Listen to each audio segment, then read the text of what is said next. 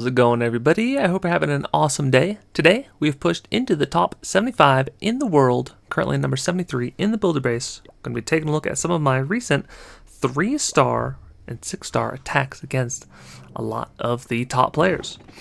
Now, we are starting to face the same guys and the same bases over and over and over again, so trying to spread out these videos, create a little bit more variety.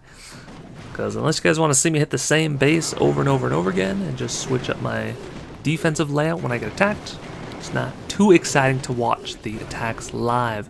So here we're taking out very, very common base. What I like to do is use 2 baby dragons to take out the lava launcher on the right hand side. Then we have a cannon cart around each of the other archer towers. We're going to be kind of sneaky with this top cannon cart as we're going to use it to assist our battle chopper and also assist on taking out this arch tower. Then we're sending in our last baby dragon into the southern arch tower to clear that section of the base so our cannon cart can start working. We know where the Teslas are in this base, so we don't have to worry about those. And with the lower level archer towers, our battle chopper is able to sneak in and take out the other archer tower and get one more hit off on the giant cannon.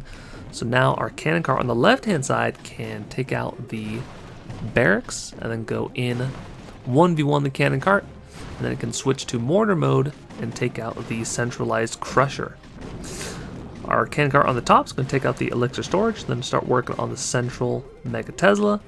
Then our cannon cart on the bottom of the base can take out these air bombs, the roaster, and it's going to help out take out the crusher in the core of base. Now this variation, I will say, is very, very dangerous for cannon carts. You have to really know what you're doing to use cannon carts on this base, unless you happen to know where all the traps are. But people could be spectating and then they could switch them up and then you're completely hosed the next time you use cannon carts on that base. So it's very, very tricky. So now onto the second stage. We're using a couple packs of archers to take out the double cannon and the cannon on the right hand side of the base. Then we've deployed 1 cannon cart each on the other corner buildings. The goal is to get these cannon carts in to the core of the base, take out the cannon on the bottom right hand side and the cannon on the left hand side. We're also going to be sending in our battle machine on the top side of the base since nothing can really damage our battle machine. He'll be working on the wall for a while and then working on the gold storage, so it should give our cannon carts enough time to take out this cannon on the left hand side of the base. So now we do have the other 2 cannons remaining. They are locked on. We do get the last Tesla activated, so we're just being patient here, trying to move our cannon carts in closer and closer.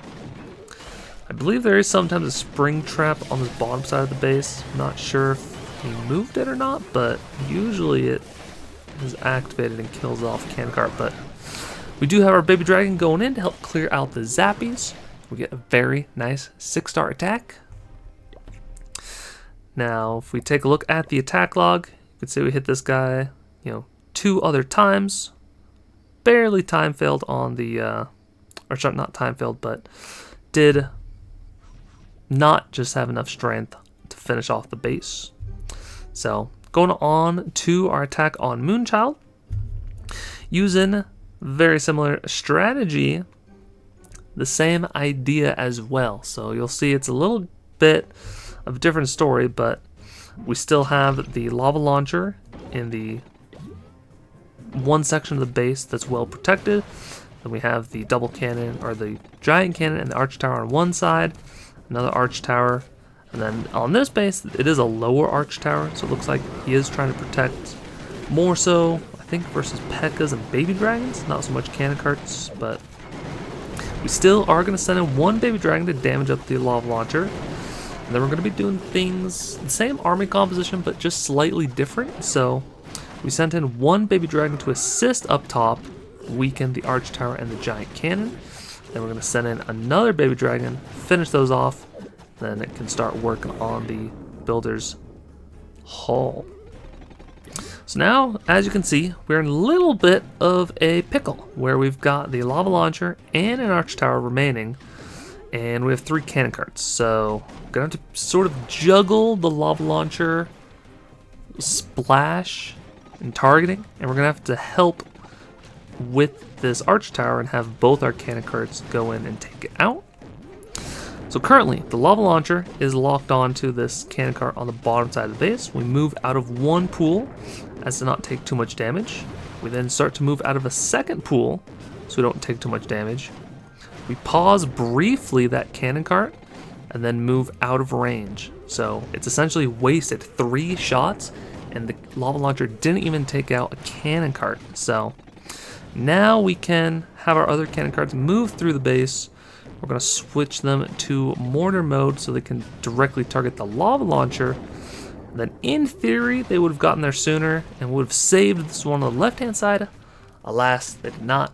So we still do have 2 cannon carts going into the second stage, which is more than enough as long as we prepare for the traps. This is a very common layout, very familiar with it. It was one of the main layouts of the last season. So essentially going to be testing for traps with the barbarians. Going to send in 1 Barbarian up top to assist, take out the Barbarian outpost. Then we have our other cannon cart take out the archer. So even though they are lower health, we know there's not really any more bombs. We're going to be able to take out these 2 cannons on the back side of the base. So now we can focus on this left side of the base, send in our battle machine. And our battle machine will slowly charge up the 3rd tier ability, and then it will eventually be able to get towards this cannon. And then we are able to send in our baby dragon to take out the double cannon, because that thing does a lot of damage to the battle machine. Now we have nothing left but the cleanup. We get a very nice 6-star attack. So then last but not least, we started to, what was it? We've done a few attacks on this guy. This guy's an interesting base where it is a ground expo. So anytime I see a ground expo, I 100% of the time go with a spam baby dragon attack strategy. The only other variance that I do is when I can get some value with a cannon cart, usually to either take out an air bombs or the Mega Tesla. In this case, the Expo is covering both of them. Sadly, you cannot outrange the Expo to get the air bombs. The Expo just has that crazy range. So we're going in with a full air attack. Now this would be the last attack that I did on this guy tonight. So, you know, it was pretty close on the first attack. It was a lot better on the second attack, and then this last 3rd attack absolutely smashing through the base. So we have our Battle Chopper 1v1 that lowered Archer Tower up top, and then we were able to heal it up on the lab. And now, as our Battle Chopper starts to move into the base, potentially in range of the Tesla, we start our baby dragon portion of the attack. So we're having our baby dragons move into the base. We're getting some really nice splashes. So unfortunately, we did have this baby dragon go down to the clock tower, not to the roaster. So we do have to send in an extra baby dragon just to be sure to take it out. Then we have 1 more baby dragon to take out the low arch tower, help tank some of the air bomb hits.